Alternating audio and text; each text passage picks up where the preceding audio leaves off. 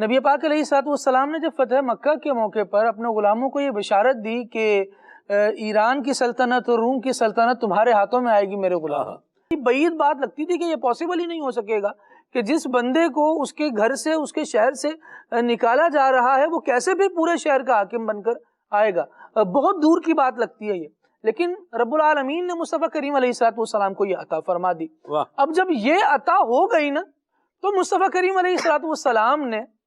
یہ بشارت بھی عطا فرمائی کہ روم پر بھی ہم غالب آ جائیں گے اور جو ایران والے ہیں ہم ان پر بھی غالب آ جائیں گے۔ اس بات کو جب نبی کریم علیہ الصلوۃ والسلام نے بیان فرمایا تو یہود اور منافقین کو اس پر بڑا اعتراض ہوا اور کہنے لگے یہ دیکھو ابھی مکہ ان کے ہاتھ آیا اور ان کی باتیں دیکھو کہ یہ کہہ رہے ہیں اتنے بڑے بڑے زبردست جو ممالک ہیں ہم ان کو فتح کر لیں گے، وقت کی سپر پاورز جو جی ان سپر پاور سے ہم ٹکرائیں گے اور ان پر غلبہ پا جائیں گے۔ ان کی باتیں سنیے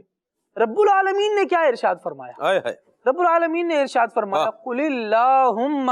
مالک الملک تؤتی الملک من تشاء۔ اللہ اللہ اللہ، اے محبوب صلی اللہ تعالی علیہ وآلہ وسلم، یعنی آپ دیکھیے کہ وسوسے کی کیسی قرآنی کاٹ ہے یہ کہ ارشاد فرمایا جا رہا ہے اے محبوب آپ یوں عرض کیجئے اللہم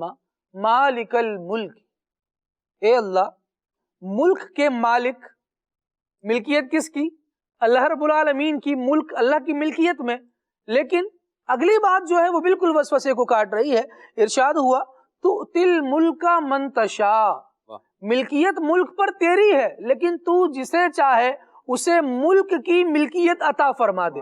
تؤتی الملک من تشاء وتنزع الملک ممن تشاء، پھر ارشاد فرمایا وتعز من تشاء وتذل من تشاء، جسے چاہے عزت عطا فرما دے، جسے چاہے ذلیل و خوار کر دے۔ آپ دیکھیے کہ مصطفیٰ کریم علیہ الصلوۃ والسلام کو رب العالمین نے کیسی عزتیں عطا فرمائیں کہ حضور کے لبوں سے وہ بات نکلی تھی اور پھر آقا دو عالم صلی اللہ تعالی علیہ وآلہ وسلم کے غلاموں کو ان سلطنتوں کے قبضے نصیب ہوئے۔ گویا آقا دو عالم صلی اللہ تعالی علیہ وآلہ وسلم نے یہ جو بشارت عطا فرمائی تھی، یہ جو ایک تصور پیش فرمایا تھا، اس کی تعبیر صحابہ کرام علیہ رضوان کے سامنے بالکل ظاہر ہو گئی اور یہ بات واضح ہو گئی کہ جب اللہ تبارک و تعالیٰ دینا چاہے نا تو پھر اس کی عطا پر کوئی روک نہیں ہے۔ وہ مسبب الاسباب بھی ہے، وہ خالق الاسباب بھی ہے۔ جہاں اسباب کا وجود ہی نہ ہو وہ وہاں اسباب